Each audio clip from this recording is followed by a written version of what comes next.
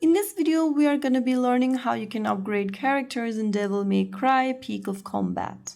Firstly, open up the Devil May Cry game on your device and make sure that you're inside the game. Now go ahead and tap on the Hunters button at the top right section and you'll be able to see all the Hunters tab.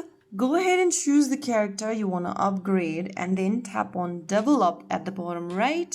And on the next page, click on Upgrade at the bottom right. Now, go ahead and use the required skill materials to upgrade available skills. Tap on Quick Add. If you've got materials enough, then you'll be able to quickly add the material and finally click on Upgrade. Soon after you do that, you will be able to upgrade the character. So that's how it's done. If you've just started out, then focus your materials on a small number of characters you use regularly than just spreading resources across your entire roster.